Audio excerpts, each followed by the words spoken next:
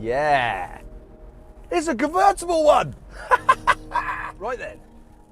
Into the next one. So, into the next one. This is the one I've actually been a little bit excited about. Right, let's get the seating position right. It's all coming out of a really, really refined EQC into a Smart ForTwo. Yeah, we're nice and low down in the car. That feels good. Steering wheel, immediately what you notice, quite plasticky, not as premium as the rest of the Mercs that I've been in today. I quite like the dashboard. That's a bit weird. It's a bit like a lady's fishnet tights. A bit odd, but you know, okay. And then off we go. So we turn him on. Obviously, nothing happens as per usual. It's saying I've got 84 miles range. It's all a bit plasticky, which materials, not an enormous fan. It feels a little bit old, sort of Ford KA to me, but each to their own. Now, we put him, the gear knob is not premium. Anyway, so straight into drive with a little clunk, and then I'm assuming I just take my foot off the brake and off we go. And here we go. Yeah, right.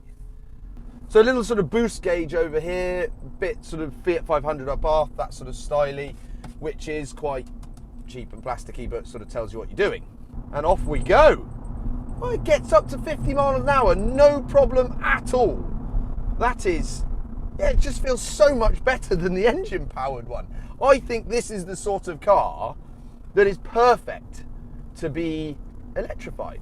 I think it's got to be a small city car that you don't need an enormous amount of range.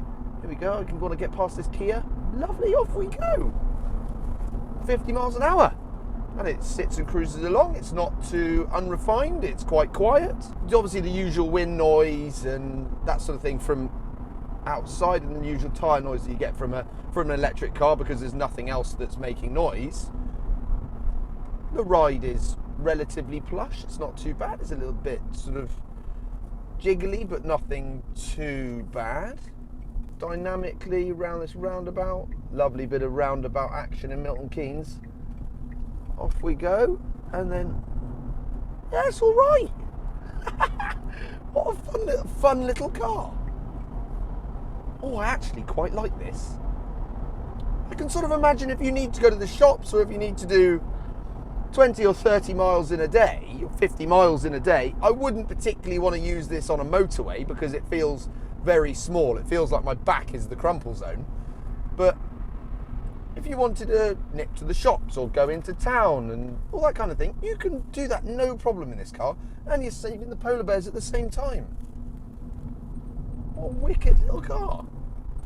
Woohoo! That's really good fun. No, I like this. I like this quite a lot. Having said that, I left with 84 miles. I now have 77. I definitely haven't done that many miles, but that might be the way I'm driving it. I'm getting in it to test it. The brakes, actually, I prefer the brakes in this car because it doesn't feel as heavy as the EQC. The EQC had quite dead brakes and I didn't really like them very much. But, you know, that is again something that with all these cars you get used to over time.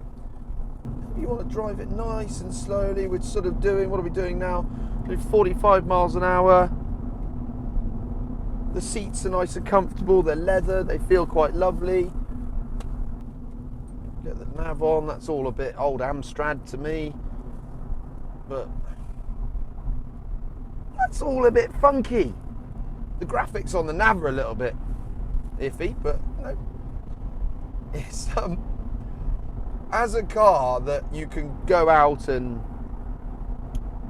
just literally just go to the shops and use as your runabout. If you had a normal petrol engine car that you used, you know, that say you're a husband and wife and you use the petrol engine car to go on long journeys, so the wife would use the car for a longer journey, or the husband needs to go on a sales meeting or something like that, use the petrol engine car. If you're the one that's left at home and you know, this day and age, you know, stay-at-home dads and all that kind of stuff. If you wanted to go out and get the milk or take the baby somewhere or do whatever, I don't know what you do as a stay-at-home dad, but, you know, or the lady that wants to just have something that they can nip about in, I think this is a brilliant little proposition. It has that regenerative braking situation that I'm not an enormous fan of, but it just makes me feel sick and I don't really like it. But what are you going to do? I can't change that. Yeah, I really like this car. I think it's really cool. On the brakes, down through here. Don't know where this goes, but it looks like it could be nowhere. Oh my gosh, the turning circle, did you see that? That's unbelievable. I have never driven a car with a turning circle like that before. That is remarkable. I'm going to have to go and do that somewhere else. I'm going to have to do that again somewhere. Now, another thing that this car is,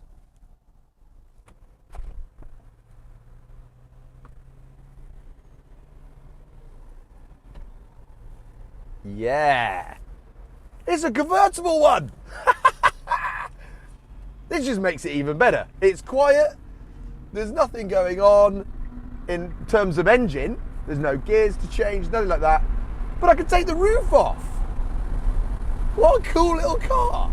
Honestly, I didn't think I'd get so excited about an electric car. Don't get me wrong. For me, I don't want one necessarily. I'm not going to go home and look on Auto Trader and try and find one to buy. But I genuinely understand this car. This makes an awful lot of sense for me. If you're looking for something to go and drive around a city, what would be the point in having a big Range Rover or something like that when you could just, you know, you get there just as quickly nipping in and out of traffic in one of these? It makes all the sense in the world to me. And you're doing good things for the environment.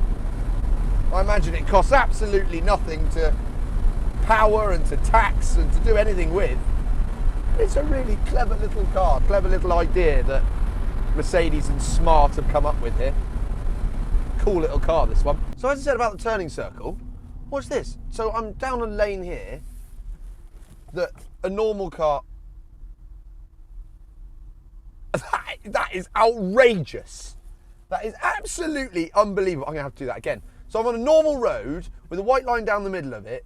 Obviously it's, you know, a dead end road or whatever, so no one's on it. And I need to turn around. So I'm gonna do that again. It's like we're going sideways. That's incredible. I'm blown away by that. That's great. For getting around a city, there is no place you couldn't get round in this car. I'm throwing that out there. Right, let's go try the EQV. EQV 300, the big executive shuttle bus that Mercedes have just come up with. Let's go and do that.